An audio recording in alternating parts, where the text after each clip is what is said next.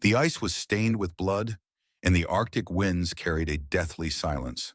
A polar bear, once a symbol of power and survival, now lay motionless, its massive body covered in barnacles that clung like scars of defeat. Its breasts were faint, its strength all but gone. But there was something haunting in its eyes. Not fear, not anger, but a silent plea. A cry for help in a place where no help ever comes. At a distance, a team of rescuers hesitated. Approaching a predator of this size was always dangerous. But this wasn't just any rescue. The bear wasn't alone. A tiny cub, shivering and weak, pressed against its mother's side, its life tethered to hers in every possible way. Time was slipping away. The ice beneath them cracked with every passing moment, and the team had one chance to save them. Little did they know, what they were about to do would not only save the bear's life, but also leave them forever changed. The Arctic wasn't always this unforgiving. Once the ice stretched endlessly, a frozen fortress that protected those who called it home. But now the cracks in the ice weren't just physical. They were signs of a changing world, where survival was becoming impossible. The polar bear, once a fearless hunter, had been betrayed by this shifting landscape. Her body, frail and wasted, told a story of weeks without food. She had roamed endlessly, searching for seals where the ice had already melted. The barnacles that clung to her fur weren't natural. They were parasites from warmer waters, a cruel reminder of how far she had been forced to wander. She wasn't just fighting for herself. The cub, her only remaining link to life, depended on her for everything.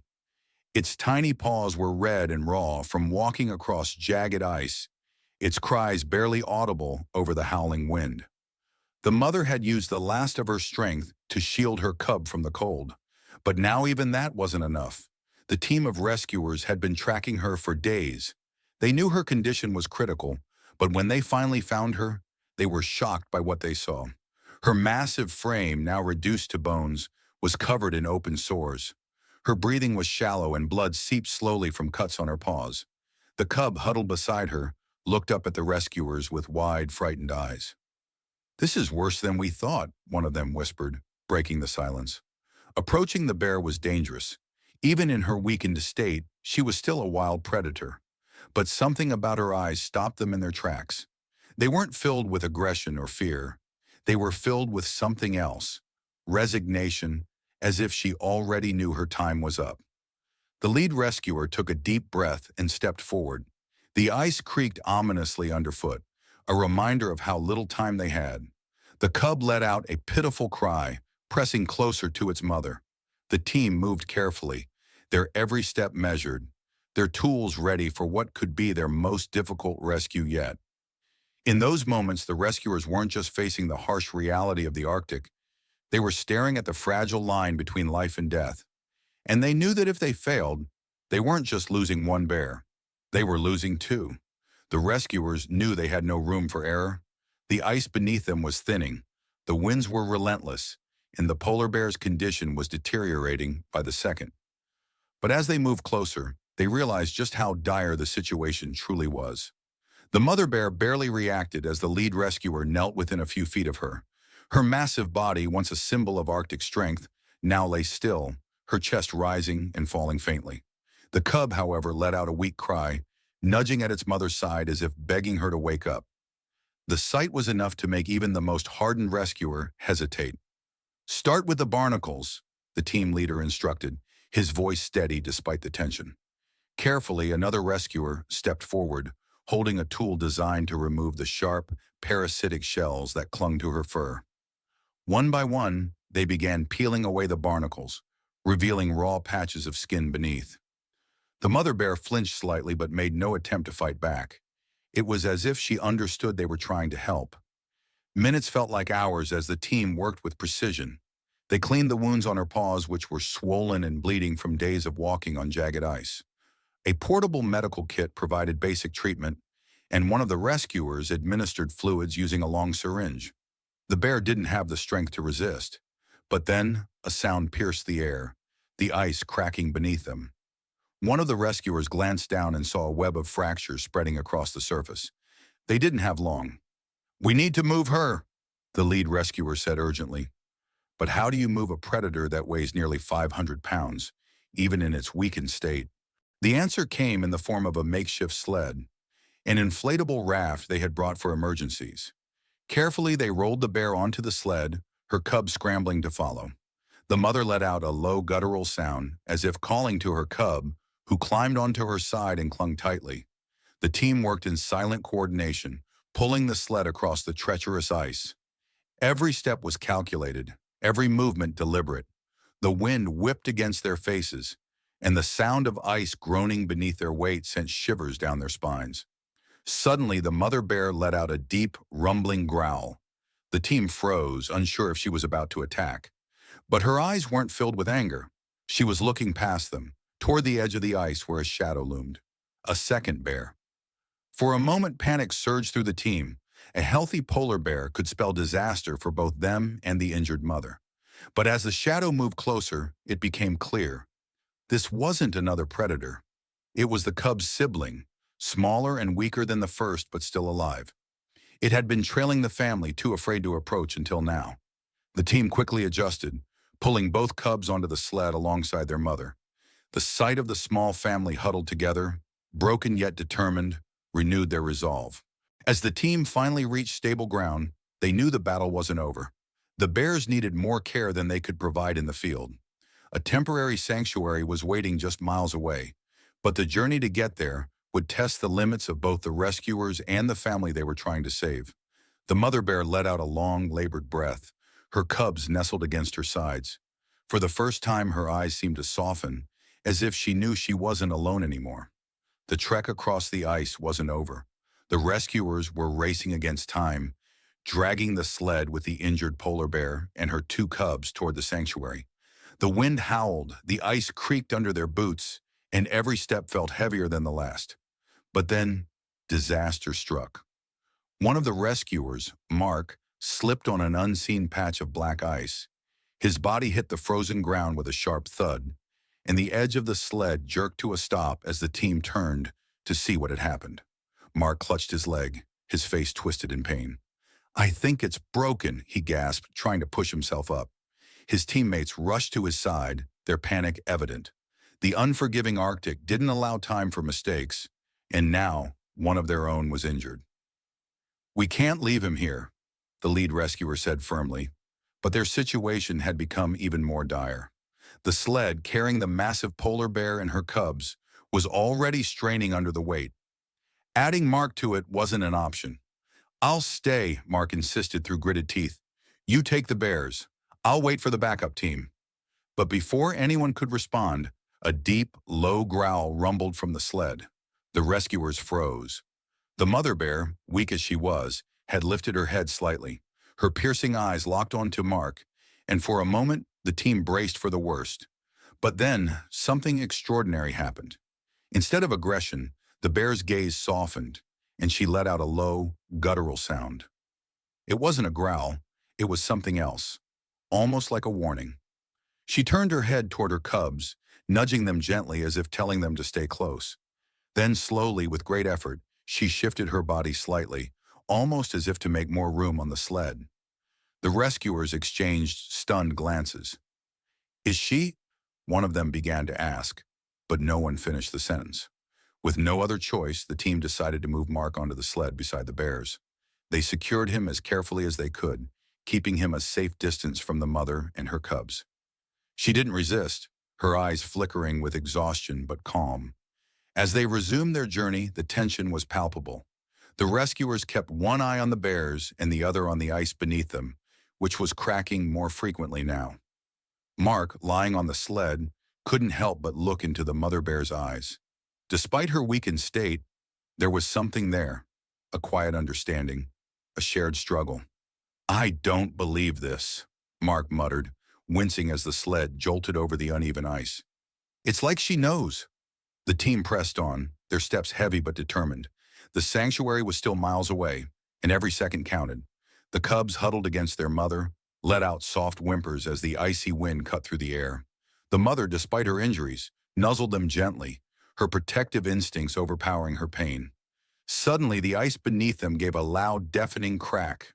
A section split off, sending one rescuer stumbling backward. The sled lurched dangerously close to the edge, but the team acted quickly, pulling it to safety just in time. Mark gritted his teeth, holding onto the side of the sled as his leg throbbed. "Keep going," he urged. "We're almost there." The mother bear let out another low sound, almost like a growl, but this time, it wasn't directed at the rescuers. She seemed to sense the urgency too, her eyes scanning the horizon as though willing them all to move faster. Finally, after what felt like an eternity, the sanctuary came into view, a small, makeshift facility built to provide emergency care for Arctic wildlife. Relief washed over the team as they dragged the sled onto solid ground. As they prepared to unload the bears and help Mark, the mother bear did something none of them expected. She turned her head toward Mark one last time, her gaze lingering for a moment longer than seemed possible. It wasn't aggression, it wasn't fear, it was gratitude. Inside the sanctuary, the atmosphere was tense but hopeful. The rescuers worked quickly, guiding the sled through the wide doors of the facility. The polar bear's massive frame took up most of the space on the sled. Her cubs nestled tightly against her side. Mark, still clutching his injured leg, was carefully transferred to a medical cot nearby. The bear lay still, her labored breathing echoing in the quiet room. The team huddled around her, their voices low as they planned the next steps. But then, as if sensing their concern, the bear stirred. Slowly, she lifted her head, her eyes scanning the room until they landed on Mark. For a moment, time seemed to stop. Her gaze wasn't threatening. It was calm, deliberate. The rescuers exchanged nervous glances, unsure of what to do. Then she did something extraordinary. With great effort, the bear extended her nose toward Mark. Her movements were slow, her strength clearly fading, but her intention was unmistakable. It wasn't a growl or a warning. It was something else entirely. Mark froze, his breath caught in his throat. "She's not angry," he said softly, more to himself than anyone else. The bear's eyes locked with his, and in that moment, it was as if she was saying something he couldn't put into words. The room grew quiet, the tension melting into awe. One of the rescuers knelt down, holding a hand up gently to calm the others. "She knows," they whispered. "She knows we're trying to help." As the team began their work, the bear didn't resist. They carefully cleaned her wounds, applying ointments to the raw patches of skin where the barnacles had been. The cubs whimpered softly but didn't stray from their mother's side. It was clear they, too, were exhausted from the ordeal. Mark watched from the cot, his leg elevated and wrapped in bandages. Despite his pain, he couldn't take his eyes off the bear. He couldn't shake the feeling that there was something different about her, something deeply intelligent, almost human in her gaze. And then it happened again. As one of the rescuers stepped away to fetch more supplies, the bear shifted slightly. Her massive paw moved, dragging slowly across the floor. At first, the team thought it was an unconscious reflex, but then they realized what she was doing. Her paw rested on the edge of Mark's cot. The room fell silent. Mark's heart raced as he stared at the paw, unsure of how to react. It wasn't a threat. It was deliberate. The bear's eyes softened, and a low rumble escaped her chest. Not a growl, but something gentler, almost like a hum. "She's thanking him," one of the rescuers said in disbelief. Tears welled up in Mark's eyes as he reached out, his hand hovering over her paw for a moment before gently resting on it. "You don't have to thank me," he whispered. "We're going to get you through this." The bear didn't move for a while, her paw remaining on the cot as if anchoring herself to him. The connection between them was undeniable, a bond formed in the most unlikely of circumstances. As the hours passed, the team continued their work. The cubs were examined and treated for frostbite, their tiny frames wrapped in soft blankets to keep them warm. The mother bear, though still weak, seemed to grow calmer with each passing moment, her trust in the rescuers evident. When the treatment was complete, the bear finally lowered her head, her body relaxing into the floor. The cubs curled against her, their small bodies rising and falling in sync with hers. For the first time in what felt like forever, the family seemed at peace. Mark leaned back on the cot, exhaustion washing over him. But even as his eyes grew heavy, he couldn't forget the moment he shared with the bear, the gratitude in her eyes, the deliberate touch of her paw. It wasn't something he would ever be able to explain, but he knew one thing for certain. She had saved him just as much as he had saved her. The days that followed were filled with quiet determination. The polar bear and her cubs remained under the watchful care of the sanctuary team, each passing hour a testament to their resilience. The mother bear, though still weak, began to show signs of improvement. Her wounds healed slowly, her breathing grew steadier, and she even managed to nuzzle her cubs protectively. A small but powerful gesture that gave the team hope. Mark, recovering in the adjacent room, spent much of his time watching the bears from a nearby window. His leg, though still in pain, was beginning to heal, and yet his thoughts were consumed by that singular moment when the bear had reached out to him. He had always believed in the strength and beauty of nature, but this experience had shifted something deeper within him.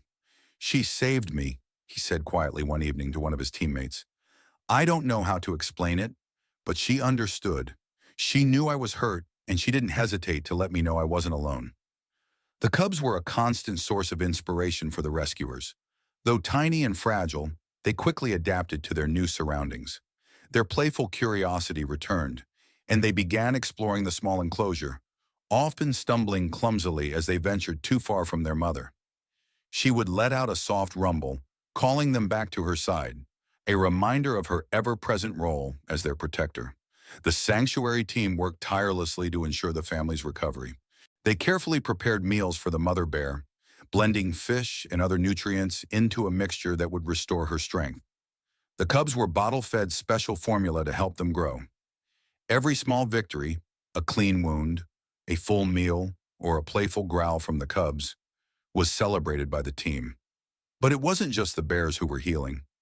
Mark found himself reflecting on the fragility of life, both human and animal. The ice, the harsh Arctic, the shifting environment. It was all a reminder of how connected everything truly was. The bears were victims of a world that was changing too fast, and Mark couldn't shake the feeling that their survival wasn't just a triumph for the sanctuary, but a message for humanity. On the fifth day of their stay, the mother bear stood for the first time since her arrival. Though unsteady, her sheer determination left everyone in awe. Her cubs squealed in excitement, circling around her legs as if celebrating this milestone. The team watched in silence, their emotions evident in the way they smiled, wiped tears from their eyes, and exchanged nods of encouragement. "She's not just surviving," Mark said softly, leaning on crutches as he stood by the window. "She's fighting. For herself. For them." The bond between Mark and the mother bear hadn't faded. Whenever he entered the room, her gaze would follow him, her eyes filled with something unexplainable: trust, gratitude, or perhaps a shared understanding of the struggle to endure. One evening, as the sanctuary prepared for the family's eventual return to the wild, Mark sat near her enclosure. The cubs were playing, tumbling over one another as the mother bear rested. Mark spoke softly, not expecting a response, but feeling compelled to share his thoughts. "You've taught me something I didn't know I needed to learn," he said, his voice steady but filled with emotion. "Even in the darkest moments, even when the odds are against you, there's still a reason to keep fighting." The bear let out a low rumble, her head tilting slightly as if she understood. Mark smiled, his heart full. As the team made their final preparations for the release, the bear's journey wasn't just about returning to the wild. It was a symbol of resilience, a reminder of the strength found in even the most fragile connections. The day had finally arrived. The sanctuary gates opened to reveal the vast Arctic wilderness, a world the polar bear and her cubs were finally strong enough to return to. The mother bear, now standing tall and steady, looked healthier than anyone could have imagined just days ago. Her cubs, bounding playfully at her feet, had regained their energy and curiosity. Mark, leaning on his crutches, stood among the team watching the bears take their first steps toward freedom. The icy wind stung his face, but he barely noticed it. His heart was full of pride and bittersweet emotion. He had grown attached to this family, and now it was time to let them go. The mother bear paused at the edge of the sanctuary's open gate, turning her head back one last time. Her gaze locked onto Mark, just as it had during their first extraordinary moment of connection. For a fleeting second, the world seemed to stand still. Her eyes, deep and steady, seemed to carry a silent message: gratitude, trust, and a bond that transcended species. Mark raised his hand in a quiet farewell. "You're ready," he whispered, more to himself than to her. With a soft rumble, the mother bear turned away, her cubs trailing close behind. The team watched in silence as the family disappeared into the icy expanse, the vast white wilderness swallowing them whole. For Mark, this wasn't just the end of their journey. It was the start of something bigger. The polar bear's resilience, her trust in the humans who saved her, and her determination to protect her cubs were a testament to the strength of nature and the power of compassion. This wasn't just about saving them, Mark said to the team as they packed up. It was about reminding us that even the smallest acts of kindness can make a difference. And that connection, it's what keeps us all going. As the Arctic winds howled once more, the bears were gone, but their story remained. A tale of survival, second chances, and the unbreakable bond between humans and the wild.